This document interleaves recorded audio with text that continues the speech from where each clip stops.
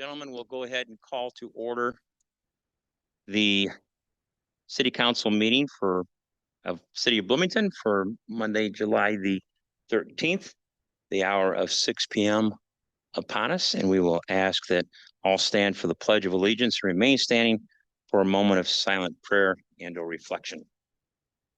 Pledge of Allegiance to the flag of the United States of America and to the republic for which it stands, one nation, under God, indivisible, with liberty and justice for all.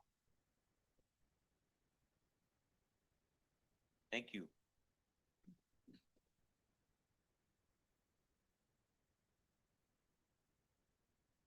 Clerk, could you please take the roll?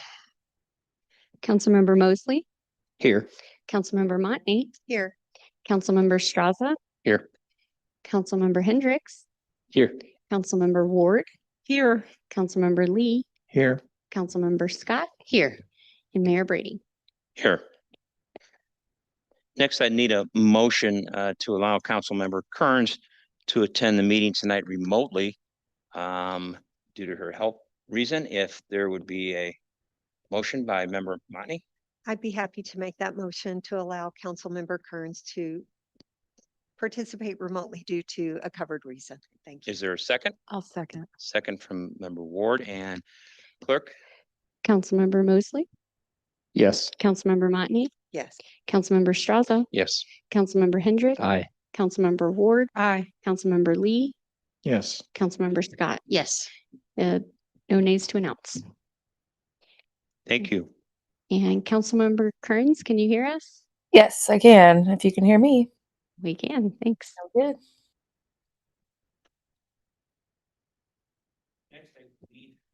Next, I believe we have a proclamation this evening recognizing July the 18th, 2026 as Arts and Health Day.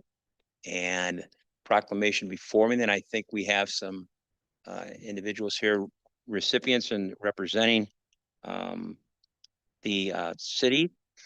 And whereas the National League of Cities recognizes that arts and culture have a tremendous impact on cities, towns, and villages across the country, the National League of Cities recognize that the impact of arts and culture spans economic development, community and individual health, housing, and the built environment, workforce development, civic participation, education, activism, and social cohesion. Participation in arts experiences has been shown to reduce depression and anxiety, improve physical health outcomes, reduce social isolation, and build strong community networks. Through the Arts for Everybody, the National League of Cities has championed the work of cities of all sizes to increase community well-being through partnerships with the arts and artist employment. The city of Bloomington is a proud member of the National League of Cities and has benefited from the organization's research, technical expertise, federal advocacy, and opportunities to learn from other local governments. The National Venue Arts for Everybody is celebrating and amplifying the intrinsic health benefits of the arts and culture with more than 18 communities across the United States. And the city of Bloomington values the contributions of the arts and culture sector to the city of Bloomington and how the arts make our community unique, engaging, and robust. Now, therefore, I, Dan Brady, Mayor of the City of Bloomington, hereby proclaim July the 18th, 2026 as Arts and Health Day in celebration of all that the arts and cultural contribute to the social cohesion and well-being of the city of Bloomington. And I believe we have Faisal and others. So if you go right ahead and like to step to the microphone, identify yourself, and we'd like to present the resolution to you. My name is Faisal Rashid, and I am the co-chair of the Culture Commission. My name is Anjali Gurachki. I am the co-chair of the Cultural Commission. Dr. Tracy Gaston Spears, member of the Cultural Commission. Thank you. Are there any comments in particular you'd like to share? I think you covered a significant amount in the proclamation. That was a good one. Yeah, it was a good one. It is extremely crucial that everyone understands the gravity of feeling free inside of an art form. And when you are looking at art, it is always going to be a different perspective from everyone around you. The next person next to you is going to see something completely different. And that is what makes us human. And that is what is going to get us through anything, is being able to express yourselves freely, making sure that every youth specifically and anyone that feels like a child still inside has that freedom to express themselves the way that they need to. So things like arts and health, they are absolutely critical for entities that are in the community, whether it's social services or like things like Carl Health and Chestnut, the social service agencies, WBRP, things like that, but also our local artists and entities like BCAI, Cultural Arts and Humanities, that can come together for our community, with the community, to ensure that these types of expressions are protected and not judged negatively, so that we can actually move forward together, because that's the only way we are going to do this. Thank you very much. If you'd like to come forward, we'd like to present the proclamation to you and ask that you acknowledge the council members, and they acknowledge you and their deep appreciation for what you do.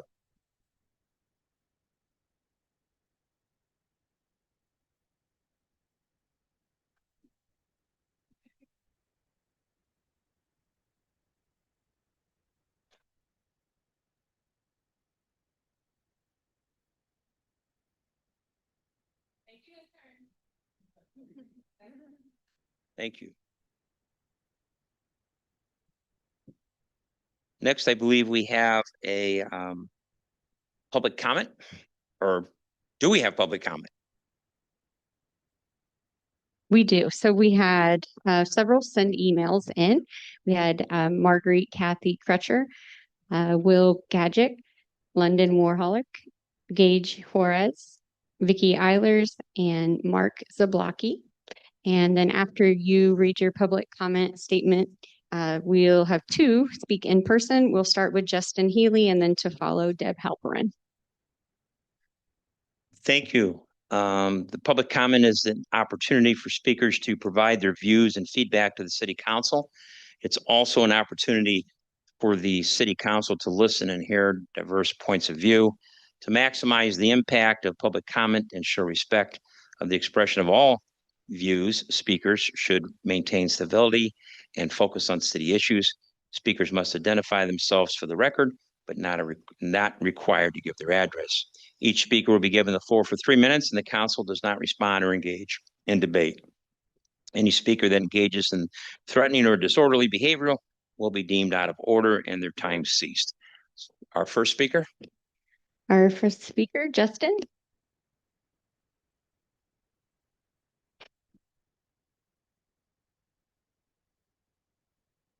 Thank you, Mayor and Council. I'll try and stay under 3 minutes this time.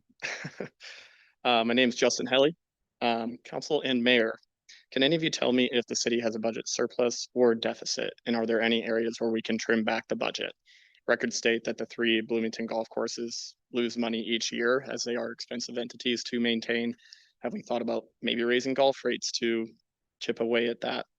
The library also has an $8.2 million budget each year, and I'm pretty confident it could probably run on half of that. So if we could reevaluate that, I would recommend it. Does Connect Transit truly need all these large buses when I commonly see fewer than just 5 people riding those buses when I go around town each day? And lastly, like, when's the last time a city auditor was brought in from outside, maybe from the state, just to look at the books and see if there's any opportunities to cut out some waste? I think it would be an excellent idea, which could aid in helping our city be fiscally responsible with the tax revenue from its citizens. In many cases, as we know, local, state, and federal government, it gets too big for its own good, and it's hard to locate its own inefficiencies, and sometimes needs a third-party point of view to point out some of those areas for opportunity to save that money. I like this town. I've been here 7 years, paying taxes, proud homeowner as well in Ward 2, where I now have a family, wife, and a newborn, and I just want to see the city improved. There's been a ton of improvements that I've seen, GE Road, great improvement. That was like driving through an off-road course before that was redone. So I was really, really happy to see that. But I do like to see it continually be improved, but while being fiscally responsible. In the immediate future, I do pray that our city is keen on removal of wasteful spending and then continuing to make decisions like decisions revolving a budget with integrity. Thank you. Thank you.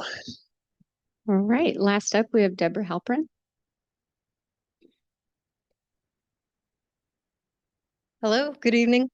My name is Deborah Halprin. I'm speaking tonight. There is a part of the consent agenda about the West Bloomington Quality of Life Roadmap. And I was one of the original members of the task force way back in 2008. I was then a founding member of the West Bloomington Revitalization Project, and I actually served as president of that board from 2018 to 2020, so right into COVID. But my job is at Illinois Wesleyan University. And our partnership between Illinois Wesleyan and the WBRP has been really important and meaningful for us. A lot of the things that the programs that the WBRP runs actually started because of Wesleyan students, including the tool library was started by an accounting major from Naperville who just liked tools. The Veggie Oasis program that gleans produce from the farmers market, the healthy eating program, all the murals that you see at the intersection of Washington and Allen, including the George Floyd mural. We wrote the grant that established the Rick Heiser Memorial Garden. We started the first walk-in bike out event that has now become the Bike Co-op that is based at the WBRP. We had an econ major do a study on foreclosures for us. We did an Earth Day cleanup. And we helped write the grant that established the West Bloomington Housing Collaborative and brought money to Habitat, Mid-Central Community Action, and the WBRP. So we are really excited that a new quality of life roadmap can be happening. And again, with Tesca, who was our original partner all those years ago, and Illinois Wesleyan looks forward to partnering with the WBRP and the city and all of our nonprofit partners on the West Side to continue working towards a revitalized neighborhood. Thank you. Thank you. There's no further public comment. Thank you very much. Next, we'll go ahead and move to public hearings. At this time, we have a public hearing for the program year 2025 Community Development Block Grant. We'll call the public hearing to order at 6:13 p.m. On today's date, Monday, July the 13th. And welcome to the podium, or at least table, Mr. William Besser of the Community Development Division and Director Patrick Cordero. Gentlemen. Thank you, Mayor, Council, City Manager. This evening, I want to go through a brief PowerPoint presentation on the Program Year 2025 Consolidated Annual Performance and Evaluation Report, or CAPER. I promise I didn't name that. That has HUD written all over it. Next slide, please. So just a little bit of basics about the CDBG program. CDBG program is a formula grant that is provided to municipalities and other governmental entities across the country. There are 3 national objectives that have to be met for this funding. One is to benefit low to moderate income persons, prevent or eliminate slum and blight conditions, or meet an urgent community need. The city is an entitlement grantee for this funding from the U.S. Department of Housing and Urban Development, which oversees it. And the regulations that govern CDBG funding are found at 24 CFR Part 570. Next slide, please. The CAPER really is a report card on what the city did with the CDBG funds in the previous year. So this CAPER covers program year 2025, which is May 1st, 2025 to April 30, 2026. It's really, like I said, just a report card, a snapshot on what we did to achieve the goals outlined in the consolidated plan, which the current consolidated plan is 2025 to 2029. This is the first year of that consolidated plan. Total spending within the program year was just over $600,000. Next slide, please. I won't go through each one of these bullet points, but as you can see, a strong majority of the funds are spent on housing related initiatives. And each each activity that is within the CDBG annual action plan has to meet the consolidated plan goals. So it all connects within a 5-year period. So as you can see, most of our funds go to housing, particularly housing rehabilitation activities within the city's regeneration and preservation areas. Next slide, please. Just wanted to go through a few key accomplishments from this year. We had 13 affordable housing units repaired or rehabilitated. So this could be anything from lead-based paint hazard removal to emergency repairs on water heater, AC, sewer laterals, to more generalized housing rehabilitation projects that I'll get into in a little bit. And then we had one housing unit that was providing an accessibility ramp through our partnership with the Ambucks Corn Belt chapter. Sidewalk improvement project was also completed near the newly named Kim Holman Short Towers, or formerly known as Woodhill Towers. This project will serve over 3,000 residents, nearly 4,000 residents, and almost 3,000 of those residents being low to moderate income. Next slide, please. One of the critical aspects of CDBG funding is our public service dollars. Now, these are capped at 15% of our annual allocation, so we can't give that much money to nonprofits, but what we do give is very impactful, as you can see. So this past program year, we helped fund the Home Sweet Home Ministries Unhoused Street Outreach Program, where 177 community members were served. We provided funding to the West Bloomington Revitalization Project for community revitalization activities. And then we also provided funding to KTB Financial Services for their financial empowerment program. Next slide, please. Also within the program year, we had our administrative service sub awards. So this is funding that is provided to Prairie State Legal Services to run a self-sufficiency training for public housing residents and housing choice voucher holders. In addition to those two items, we also provide funding to the McLean County Regional Planning Commission for their community planning activities, and they continue to organize the Regional Housing Initiative, which brings staff from various governmental entities within McLean County to discuss housing issues and to build solutions to pressing problems. Next slide, please. For our housing rehabilitation projects this year, of the 13 that were completed, 75% were completed within the regeneration or preservation area, as defined by the comprehensive plan for the city. Over half of the projects completed were in the regeneration area. Really, the projects that are outside of those two areas are typically emergency repairs, because that program is available to residents outside of those two areas. Obviously, it's limited funding, and unfortunately, it has not gone up in quite a few years. So we do have to target our funding more geographically than in the past. Next slide, please. Rehabilitation work from the CDBG program makes a lot of repairs. We're very lucky to have a world-class team that is able to handle various rehabilitation projects, everything from windows to electrical, plumbing, roof, accessibility improvements, all things that are covered by our housing rehabilitation program with CDBG funds. And I just want to take a moment to thank my team for all of their work that make these improvements possible for our community members. Next slide, please. So we have a before and after example picture of one of our projects from this previous program year. As you can see on the left, the kitchen was in a state of disrepair. It really wasn't functional for the community member. The flooring had issues. I believe this home also had a water heater that had automotive wiring. So in many ways, our housing rehabilitation program prevents fire department from having to respond and other emergency services. So it saves the city money in that respect. And on the right, you can see the finished product that our contractors provide and that the city oversees. Next slide, please. And then perhaps my favorite project of the program year was the Holton Home lot improvement. So these playground equipment was rather old, not really in a functional condition for residents of Holton Homes. But as you can tell, we put in brand new playground equipment that the kids were extremely excited to get to use. We were told that they were watching the contractors put it in and waiting patiently to get to use it. So it was a great project to see have happen with CDBG funds. Next slide, please.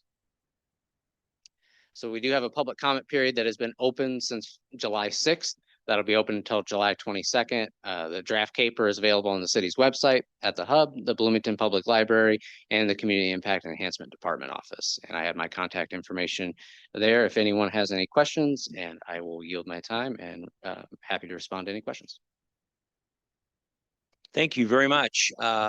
Madam Clerk, from the public portion of this, is there any testimony or questions? No, we've had no one register to provide testimony. Okay.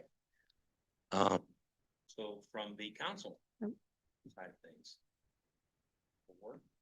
Yeah, thanks for this. It's always exciting to hear what you all have been doing with the funds. I am curious to know, can you give us any comparison to the previous year? Remind us how many rehabs there were last year. I noticed 13 this year. How does that compare to the previous year?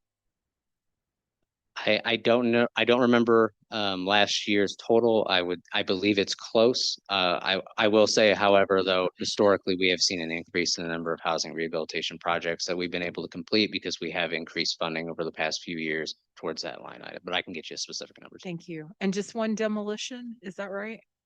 Completed with CDBG funds. There were other demolitions that were completed using state funds or general fund dollars. Okay.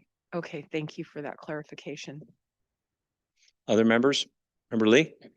Yeah, just curious, what is the process for like applying for these help or for assistance, and how do you prioritize, like, who gets the assistance, and so if you could speak on that. Yeah, so for housing rehabilitation funds, that application is continually open. It's available on the city's website. We also have paper copies for folks that need it. It's first come, first serve. We go through, unfortunately, it's federal funds, so we have to go through a rather rigorous evaluation and intake process. But we do have staff that helps folks every step of the way through that, so they can continue to apply for these funds on the city's website. For the nonprofit funding, we hold annual competitions towards the end of a calendar year where nonprofits can apply for the funding. They're ranked using a standardized scoring tool, and then we announce the funding with the annual action plan. Other members? Member Kearns? No, thank you. Thank you. Here, if I could, I was just going to say it's not too late. If somebody did want to come forward and testify, they could, but I didn't have anyone register. Thank you. There's no further comment then or discussion. We'll go ahead and close the public hearing at 6:22 p.m. On July the 13th.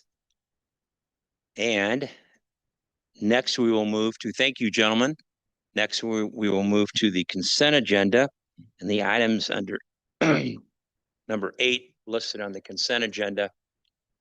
And would like to ask members of the council if there are items on that consent agenda that anyone would wish to have pulled for further discussion or further action. Mayor, I'd like to Member pull- Ward? Thank you. I'd like to pull 8J. 8J, okay. So first, with that, is there any other comments? Okay.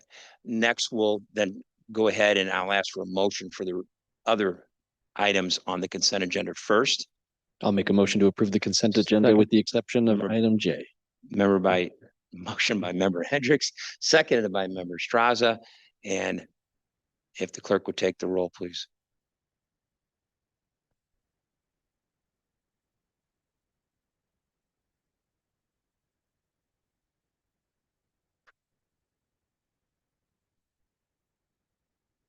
Not displaying 8J on there, but it is displaying online and I have it saved. So with the exception of 8J.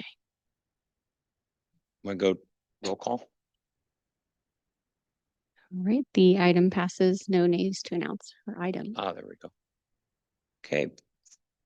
Thank you very much. Next, we'll go back to then 8J to member Ward. Yes, With thanks. a comment? Yeah, I would like to pull this one, or ask to pull this one, because I'd like to actually see us table it until August 24th. There are a number of questions that people seem to have about this item, and there are some folks who are absent today or not able to be as fully present perhaps as they would like to be. And so it just seems like it would be a better opportunity for us to get more information from city staff if we waited until later in August. I'm not opposed to this item. I'm just wanting to table it to get a little more information and give people an opportunity to contribute. Okay, thank you. Are there? I would other second that members? motion. I'll second it. There you go. Thank you. We'll go ahead then and ask for a roll call vote on that motion, and that was seconded.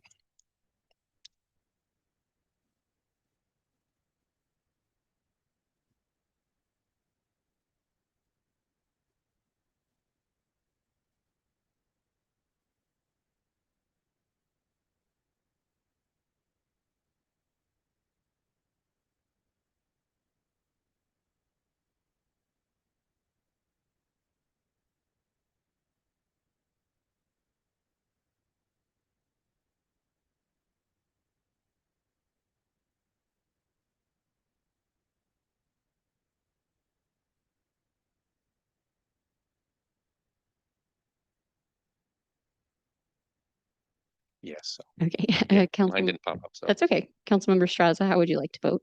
Yes. Thank you. The motion passes, no nays to announce. Thank you. Next, we'll move on to the regular agenda for tonight's meeting under number 9 is regular agenda and update on housing rehabilitation and consideration and action. And our city manager, Mr. Jurgens, for further introduction. Thank you very much, Mayor and Council. Tonight, this is a good news item where we are actually going to be getting a little bit more money from the state to do some of the rehab work that we had planned. So I'm going to let our Director of Community Impact and Enhancement, Cordero Patrick, talk about that as well as William Bessler. But we thought at the same time it might be good to just give a brief update of how our neighborhood revitalization efforts are going. As you recall, we put a significant amount of effort in this in the budget. And again, we're only a couple of months into this fiscal year, but we wanted to provide the council with an update. So with that, I'll turn it over to you. Thanks, Jeff. Good evening, Mayor, Council. Again, just want to take about 5 minutes or so here just to kind of give an update on where we are currently as it relates to community revitalization, specifically talking about housing, but then also kind of give you a preview of where we're going as well with 4 or 5 other programs that we're going to be doing this spring, fall. So to begin with housing demolitions, so we have 5 in progress right now. One demolition has started. We have 2 demolitions on the contract getting ready to start. And then we have 3 that's being reviewed by the Historic Preservation Commission. So again, very excited about removing blight out of our neighborhoods at the same time, while we're also trying to rehab homes in those same neighborhoods as well as build more affordable housing. So 5 of those are in progress. As it relates to housing rehabilitation itself, and again, this is not calendar year, this is since May 1st of this year. We have rehab 10 properties thus far.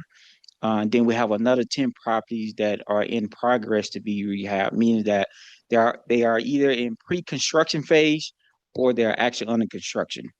And so that would be a total of 20 once those 10 are done in this fiscal year.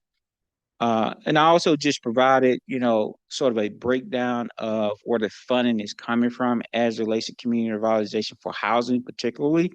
CDBG dollars, HRAP is what we call it. Some people call it HRAP dollars, but I call it HRAP dollars, which is those are state. That's a state grant, which we're going to be talking about the item on the agenda tonight as it relates to that particular grant of getting additional dollars.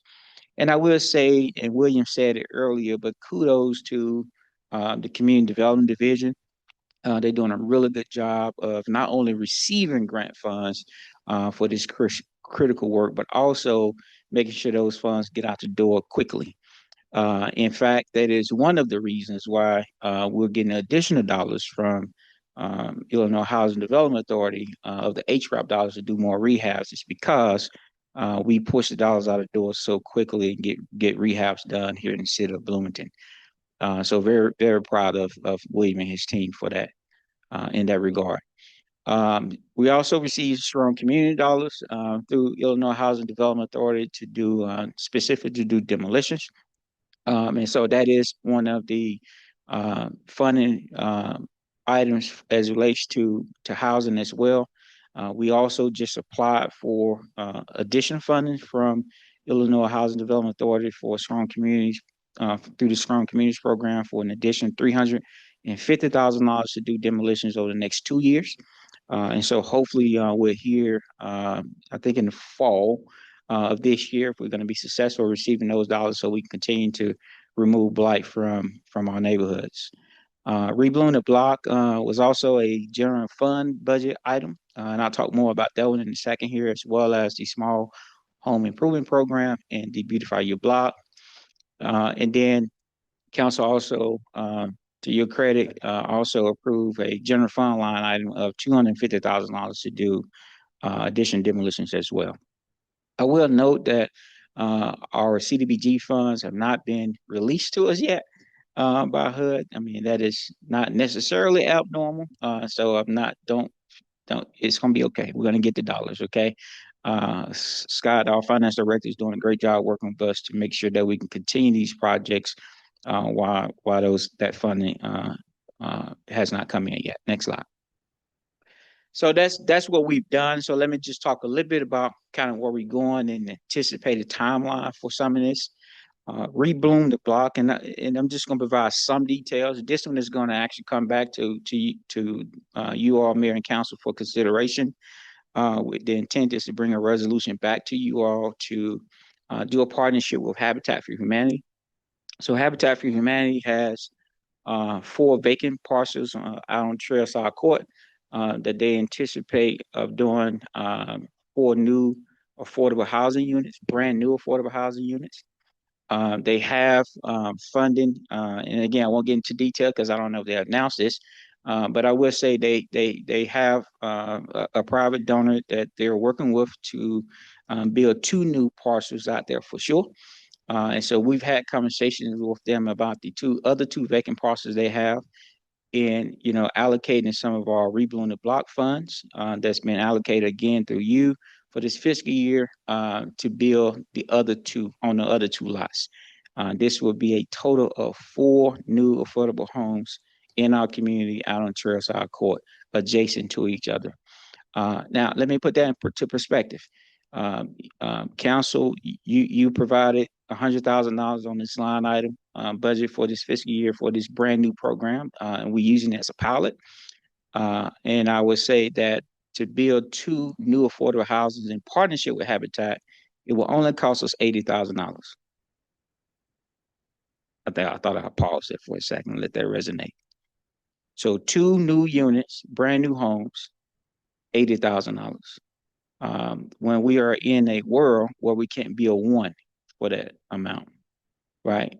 And so again, kudos to the team for really seeking those partnerships to be able to make the dollars stretch to the point where we are indeed and in fact getting the best bang of our buck for our taxpayers. So each one of these units will cost the city cost will be somewhere around $40,000 for a total of $80,000 again to build 2 new affordable homes out on Trailside Court. So again, a resolution will be coming back to this body to consider that partnership with Habitat for Humanity. The Small Home Improvement Program. Also, I want to say that we are anticipating that should you all approve that resolution when it comes back to you to do a groundbreaking on those parcels this fall, right? So this is not a 2 years later type of deal that we're going to get 2 new affordable homes. We're going to break ground this year should you all pass that resolution when it comes back to you. The Small Home Improvement Program is also a pilot program, a new program that was budgeted in this fiscal year at $130,000. And this program is really designed to provide assistance to homeowners that don't necessarily need an entire full rehab, but they may need a new roof on a home. And without the new roof, it may cause other issues to that home that 5 years from now, we find ourselves either being a demolition candidate candidate, or we're displacing those individuals out of the community because they just don't have the resources to be able to do that. And so we anticipate of doing, I think, about 10 of these this year. Again, it's a pilot. And so the projects that may be included for this include roof replacements, radon mitigation, HVAC repairs or replacements, ADA accommodations, or some combination of, right? So the whole goal here is that how do we also preserve the existing housing stock that we have here in Bloomington as well? How do we add to that housing stock, but then how we also remove blight from the neighborhoods to increase property values? I just always tell my staff I just believe the most affordable home is the home that the individual lives in today, right? And so how do we keep them in the homes that they're in today? And so that is budgeted at $130,000, and we anticipate launching that program this fall. Next slide. Beautify Your Block. This is one that I'm really excited about. This is one that we anticipate coming online in the next month or so. And so this program will provide aesthetics, curbside appeal to homes. And so again, we'll only budget $20,000 this year for this program. It's a pilot. Again, want to use it as a pilot, see how well it does, see how much interest there is for this program. This program will provide up to $1,200 in landscaping, curb appeal, exterior property cleanup, and those type of things for our residents. The unique thing about this is that this is not your typical cleanup, go in, try to just clean up some other property type of deal. This is really designed to make sure that we can build capacity in those residents to be able to continue those things long term. One of the requirements as part of the program is going to be that if you are a well able-bodied person or you have a well able-bodied person living in your home, they must commit at least 1 hour to the project itself. And again, it is designed to help educate residents as well on how to best maintain their homes as part of our community revitalization effort, particularly around property maintenance. So we anticipate doing about between 10 and 15 of these projects this fall. And the last one is the vacant and foreclosure ordinance. We had some conversations about that. We're working with our legal team, and hopefully we'll have that before council for consideration as well by September. It's our goal.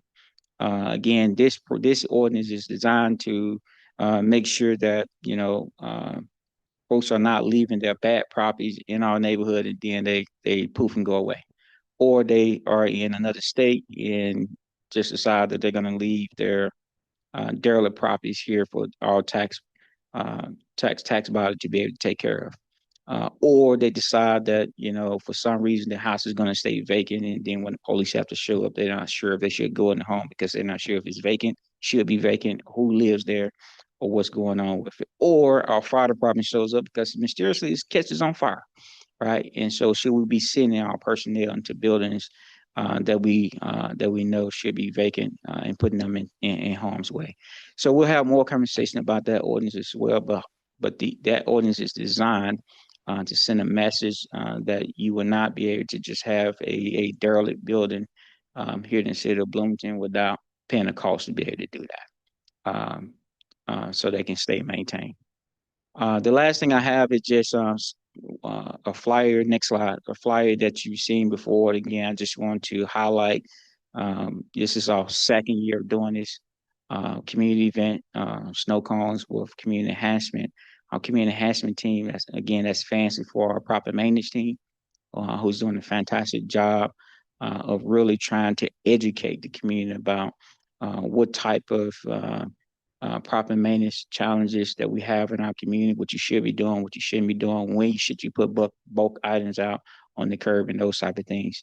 And the next one would be July 16th, which is this Thursday, between 4 and 6 at O'Neill Park. We did have it last week at Miller Park. We had about 130 folks that come through that event. So again, excited about not just carrying a stick as it relates to property maintenance, but also How do we carry the care? How do we make sure that we are educating folks about property maintenance at the same time? Because just because we know doesn't necessarily mean that our residents know what they should or shouldn't be doing as it relates to property maintenance. So with that, I yield back to you, Jeff.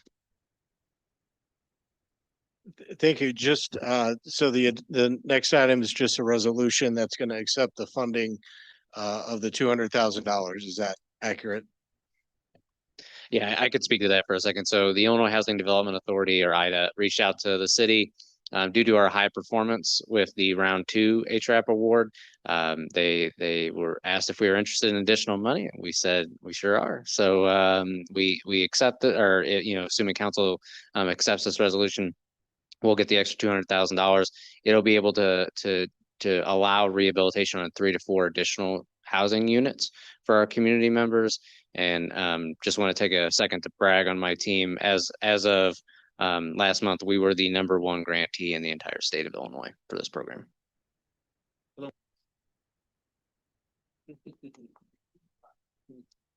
Congratulations. Thank you for that, and to all your department. Are there members from questions from members of the council? Yeah, I don't have a question. I just want to say thank you for this work. That's pretty exciting that we are being so proactive to get this money out, that folks are saying, great, here's some more, do this good work. Very excited about that. Very excited about these new initiatives, and seem pretty creative. I'm looking forward to that. And they also seem, reasonable budget wise. There'll be a lot of learning for a lot of bang for our buck. And then finally, I really enjoy those community engagement events. I went last year and there was a good crowd. It was a good time. And I also hear from our Ward 1 representative that there's a quiz. So I'm really looking forward to passing that. But just thank you for this work. Thank you. Other members, Member Mosley. Yeah, I just want to say thank you as well. I know we had some conversations last year, and I just want to go back to, because you kind of mentioned the vacant and foreclosure ordinance. You and I have worked on some things last year. Would this new ordinance kind of address some of those abandonment, or the owner just is not present, not living there, using it more as a dumping ground? Would there be like fines or something, or what would that look like? Yes, it absolutely will, right? And so generally speaking, it's structured in a way that um, uh, owners of vacant properties will have to register those properties every 6 months, as well as pay a registration fee to have those vacant properties in our community. And the idea is, it's not a revenue generating type of thing. The idea is to encourage them to do something with the properties by having the registration, right?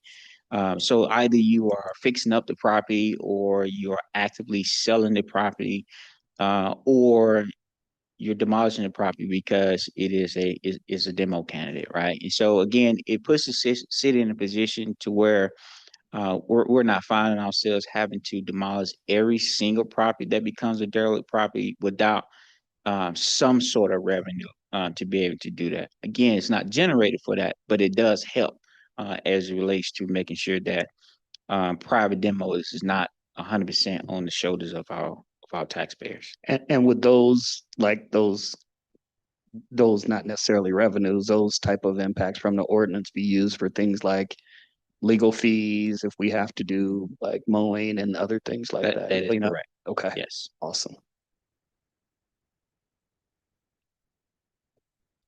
Member Ward. Yeah, thanks for this. Again, it's very exciting to hear what is in the works and to get the specifics about what we're working on. And what we're accomplishing. So thank you and congratulations to your team on that. I do just have one request. Would it be possible to please get some social media ready stuff that can easily be posted, that directs people with a live link to the application? If you could email that to us on council, then we can post that as we need to. I think that would make it really much easier to find the information and be able to answer questions when people come to us. Absolutely, we will do that. In fact, with some of these programs, we are going to step further. We're doing what we call walk and talks, right? And so we're gonna actually be hitting the pavement, right? The team will be. I'd be Knock happy to knocking walk on with you. doors You and know, stuff. Yep. I'm always happy to take you around. Absolutely. We'll make sure that when we're doing that, those things, to join us. We kind of stole that from the police department. Don't tell them, but we kind of stole a little bit of that from them. And then I don't know if it's possible, but when the time comes, I will move that we accept the money. Thank you. Member Motney? I'd be happy to second Molly's motion. I just have, or Councilmember Ward's motion, sorry about that. I do have just one question, if you don't mind. So historically, have we directly funded Habitat houses in the past? I'm just curious about that, and given the fact that we've exceeded perhaps more than that in getting private donors to support a drone show, what are we doing to collaborate with, potential fundraising for the nonprofits that we're supporting directly with taxpayer dollars? Thanks. So yeah, so I can speak on the habitat question. The city has partnered with Habitat for many years. Traditionally, we've used CDBG funding to add new water and sewer service for new affordable housing units. Obviously, CDBG it's a tighter regulatory environment, so there's limitations. I think that's the advantage of having this funding available is it allows us to be way more flexible and be a better partner with Habitat in a way that CDBG can't be used. So we've partnered with Habitat for many years. It's been a great partnership that's added dozens of affordable housing units into our community, and we're really excited about the potential about expanding that partnership. So just to clarify then, I was aware that we were previously using CBDG, CDBG grant money to do so. Will this be our first time to actually directly contribute with taxpayer funding? I can only speak from my knowledge since I've been with the city, but as far as I know, from the last 5 years, this would be the first time, yes. Other members? Member Kearns? I'm sorry. Nope. Yes.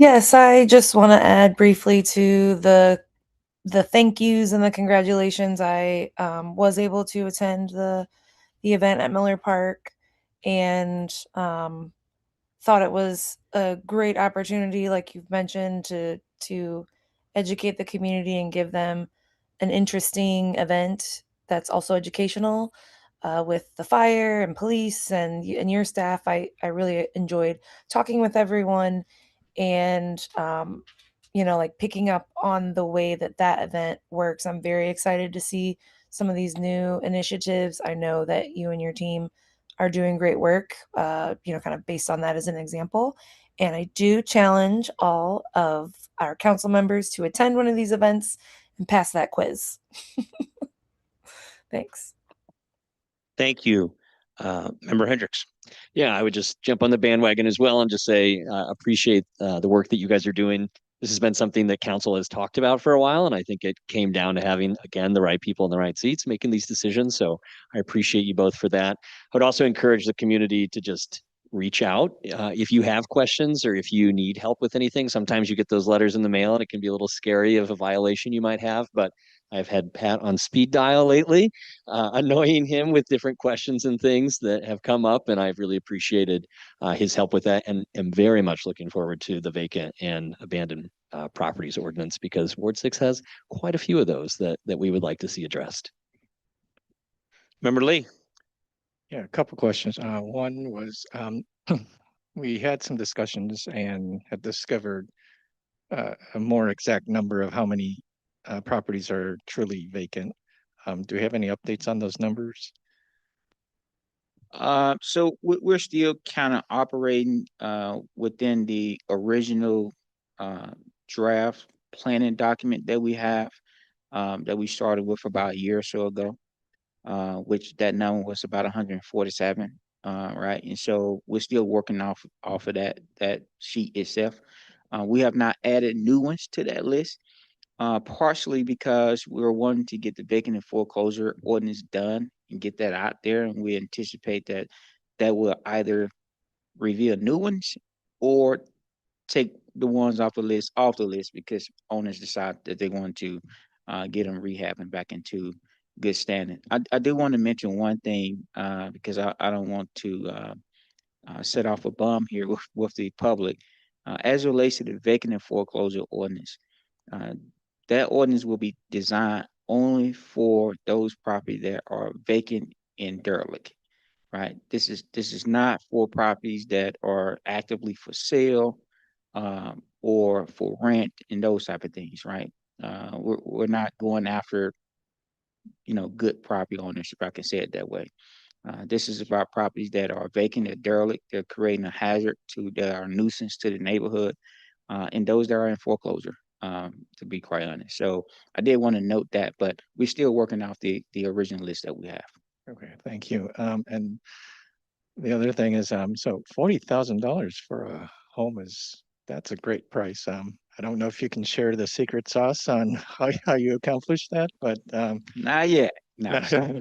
One day. Great partnership. So, can you go into maybe the specs on that house? Are they two-bedroom homes, single family? What can we expect? Yeah, so they're typically 3 bedrooms, 2 bath homes. And so again, we hope to bring these back actually at the next meeting for you all to consider, and also bring Habitat to that meeting as well to kind of talk through what that looks like. But their new affordable homes are typically 3 bedrooms, 2 bath. Yeah, that's awesome for 40,000. And then the other thing is, my request is that if you have tiger blood flavoring on the ice cones, help me out. We do. There. Thank you. Any other members? If not, thank you again, gentlemen, for your presentation and all your work, that of your department. We have a motion on the floor that was made by Member Ward and seconded by Member Montney. So at this time, we'd ask the clerk to take a vote for the amendment to the agreement with the Illinois Housing Development Authority. If you would take the roll.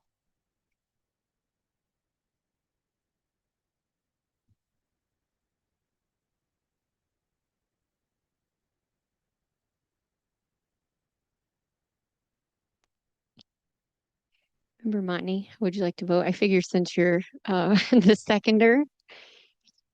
I vote yes. I Thank don't know, you. it didn't come up on my, Sorry about that. Thank you. sorry. It's usually The at the item passes, no nays to announce. Thank you. She's voting remotely. Remote. Yeah. Thank you all. Next, that is the first and last item on the regular agenda. So next we'll move to the city manager's report. All right. Thank you again, Mayor and Council. Few things to go over tonight. If you could go to the next slide. First, just want to say thank you to the council. You approved the drone contract on the assumption that we would go out there and get support and sponsors, and we did. And I think we put on a really great show. We believe we had over 18,000 people at the drone show. I know the mayor will speak a little bit about this in his report as well. Just also wanted to share, we had over 11,000 people at Miller Park for the fireworks. And if you were there, they were absolutely amazing. And then even that morning at the farmer's market, we had over 1,800 people there. So a giant crowd there. So a lot of stuff going on the 4th of July. And just want to say thank you to all the staff who make that happen, and really appreciate all the effort that went into that. Next slide. Wanted to give an update on the pack silo that's going up at Lake Bloomington. As you can see on the slides, it is now standing. It's probably a little bigger than maybe what people anticipated. It is a big thing, but it is now up. We anticipate it will be in operation in the middle of August. Fortunately, right now, we're not having any taste and odor issues because of all of the rain we're getting and the water going over the spillways. But if we had to, we still have the temporary system, but very soon we will have a new automated system as well. Next slide. Give a quick update on the streetscape. Again, we're currently in the 400 block. This is July or June was just an incredibly wet month. We went obviously from a drought early on this year to, it just would not stop raining in July. So fortunately, we've got a little break in the weather and we've got sidewalks now going up. My hope is by the end of this week, we'll at least have one layer of sidewalk on both sides of the 400 block. You can still get down there, you can still get to the businesses, and we're obviously encouraging the community to continue to support those businesses during this time. But that work is continuing, and the other areas look great that have been completed. Next slide. Just wanted to share a lot of small details on this, but we currently have over $125 million in road work, bridges, sidewalks, utility improvements going on within the community, and or underway or programmed. And quite honestly, I'm not sure anybody in our engineering department is sleeping these days. This is an incredible amount of work, and we'll provide more details. But obviously, everywhere you go within the city, you're seeing different work going on, and it's going to continue for a while, and we're very excited about that. But just want to give a shout out to our engineering team and others that are working on this. You can also find all of these updates on our infrastructure dashboard, which is heavily used, but you can get specifics about the projects, find out costs, details, plan, when they're going to be done, those kinds of things. But just wanted to share all that work that's going on. Next slide. And then moving over to Public Works, we have our paver in full operation as well. So you can see a few examples up here. So far, they've used over 350 tons of asphalt. That's over 3,000 square yards that they have put down. You can see some examples here. They will be going on both sides of these streets. So it's not just going to look like there's a random, patch down one side. Their next phase will be going on the other side of that. And it's in different areas of the community too. So going out and taking a look at that work, they're doing a really great job with that. And we will continue to keep the community updated. Next slide. Wanted to share some next steps on the data centers. We are planning on holding a few different meetings with the Planning Commission. Their first meeting likely going to be August 26th at the BCPA, likely at 5 p.m. This will be the meeting where we have a panel of different people, different viewpoints, different experiences, come and talk to the Planning Commission, talk to the community. We will get more information out about that as we get closer. After that, we'll likely be drafting the regulations, looking at models like Aurora in the county and other, best practice examples. Then we'll likely have the public hearing on those regulations on October 1st, and then a second public hearing on them November 5th. We've also gotten questions about whether the city can just prohibit outright data centers. So that's something we're looking at legally as well. And we'll provide that information to the Planning Commission, and then we'll see what they recommend back to the City Council. But just wanted to share that update that we are still working on that and moving those public hearings forward. Next slide. And then finally, I'll embarrass Councilmember Straza, who attended the bookmobile tour, and just wanted to highlight that this is going on throughout the different wards. I think except for Ward 6, because the library is in close proximity to everybody else. But these are some of the normal stops of the bookmobile in the different wards, and the library's invited the different council members out, and I think everybody signed up for that to get information and just learn about what the library is doing and what that bookmobile is doing. But obviously seeing a lot of use over the summer, and we're really excited about that. And that's all I have. Thank you very much. Next, we'll go to council member discussion, and we'll start with Member Kearns. I don't have anything else to add. Thank you so much. Member Mosley. No, I'll just add, last night I was able to attend at the BCPA, event with Henry Cho, and it was amazing last night. And so just want to give a shout out to the BCPA for them having the ability to draw attraction like that, who I kind of grew up with. And Henry Cho kind of hits on every generation. And so it was just an amazing performance. So kudos to on that event last night. And a sellout show at that, is my understanding. Great. Member Montague. Well, I'd just like to recognize the Parks and Rec area for the tremendous amount of energy and time they put in all of these events that were, including the drone show, including the really nice event at Miller Park, which was just wonderful. The parks that we have in this community are such an asset. And I think it's something that we don't talk about a whole lot, but no one takes it for granted, certainly not me. I mean, it's just remarkable to see how distributed they are across the community and how meaningful they are, including the programs at places like the Olson Ice Arena and so forth. So thank you guys so much. Thank you. Next, Member Straza. Yes, as City Manager Jurgen said, I was it was a pleasure to go to the Bookmobile. I have not been to it before here locally. I was able to go last Wednesday, and it was a great experience. It's amazing what it does, how long it's been around. So, quick couple facts to give me the fun facts. So in 2025, they had 12,667 patrons visit the Bookmobile stops. It's been going on since 1930. Currently, the Bookmobile visits 50 stops across 49 locations in a 3-week rotating schedule. Holds approximately 3,000 items spanning from children to teen to adult items. They have 8 Bookmobile drivers, which they have to have a CDL license. So just in case anybody's interested, you have to be licensed to drive that big bus.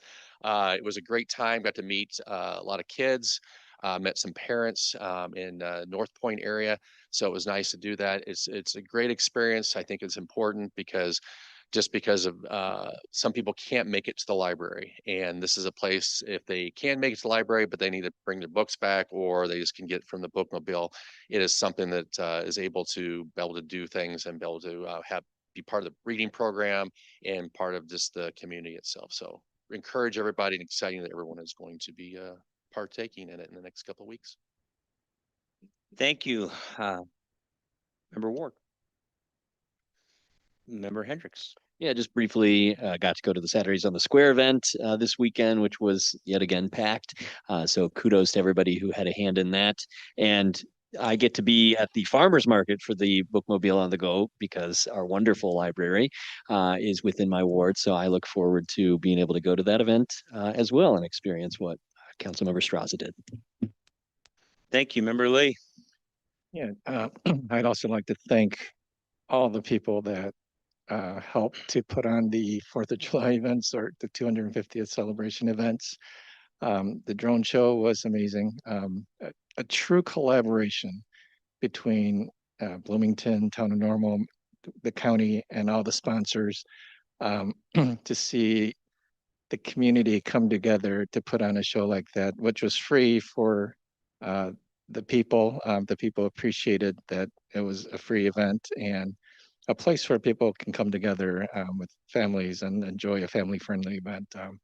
I think it was a huge success and look forward to future possibilities. So thanks for everyone for putting that on. Thank you, Member Scott. Yes, thank you. City Manager, I want to say appreciate you giving that update on the data center situation, the next steps for us, and grateful that you called out specifically Aurora and the county to underline that these are not forums to just kind of like, hey, let's just kind of shovel them in here. But if folks are interested, please take a look at those regulations in Aurora and the county and provide feedback to that. And then the second thing I want to call out is McLean County's household hazardous waste collection event, Saturday, August 22nd, involving all sorts of cities and governments around here. So if you've got that stuff that really shouldn't be in your garage, now's the time to set an appointment and get rid of it. To hhwmclean.org. Thank you. And just a couple comments from me this evening. One, echoing what everyone has just said about the Parks and Rec and our police departments and our fire departments and all those that were involved within arts and entertainment with all the activities that went on. One in particular, I wanted to certainly thank Member Ward for the reading of the Declaration of Independence on July 4th down at the Museum of History. It was very nice attendance for that. and it was well received, I think. Next, we had a number of little neighborhoods parades, but one of the ones that I was at on 4th of July was the Grove Street Parade. Might be one of the, if not the longest, with over 255 kids on their bikes, and it was refreshing, and nobody got hurt. The other is also, we talked just briefly about the drone show, and to member Lee's comments. It was a great event, and jointly shared by McLean County, the city, and the town. And if I'm not mistaken, I don't think out of close to 18,000 people that there were any major problems. Chief, am I right on that? Might have been some minor ones, but not major. All right, good. Thank you again to all your team. And the same goes towards the fireworks that 4th of July at Miller Park. I know we had an extra great show from the standpoint of what was set off and what was experienced, and just heard a lot of great comments. And I know I'm missing something, but out of respect of time, since we're going to talk about executive session here, just thank you to all. I don't know really how there could have been much of a greater coming together to celebrate the country's 250th. It was, I think, was warmly received by all. And of course, the usual comments that people have for next time. And I said, well, if you're here for the next 250th, it's all yours. So with that, I will ask for a motion after we get ready to enter into, the city council will enter into executive session per section 2C21 of the Illinois compiled statutes for the review of the content of executive session minutes and the semi-annual review of historical executive session minutes. At this point, I'd ask for a motion to enter into executive session. Is there a motion? I'll make that motion. I will Motion second. by member Hendricks, seconded by member Ward, excuse me, member Scott. And Do a quick roll call. we'll call the roll call vote. Thank you. Councilmember Kern, Yes. Councilmember Mosley, Yes. Councilmember Motney, Yes. Councilmember Straza, Yes. Councilmember Hendrick, Yes. Councilmember Ward, Aye. Councilmember Lee, Yes. Councilmember Scott. Yes. Thank you. As the room clears, then we will, if anyone needs to take a minute or two break, otherwise we'll proceed here in a minute. Yeah, and just for the record, there'll be no additional action that'll be taken after executive session. Thank you.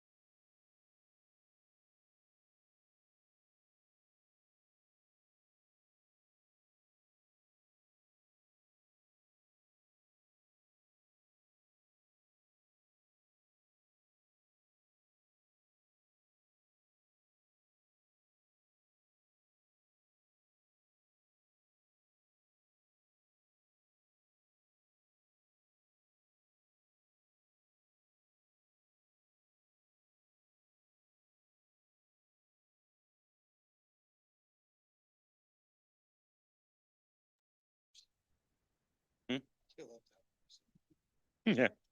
I'll cover. Thank you. Then at this time, I'll need a motion to come out of executive session and go back into our regular session. Is there a motion? I'll make that motion to return to regular session from executive session. Motion by member Motley, seconded by, I'll second it.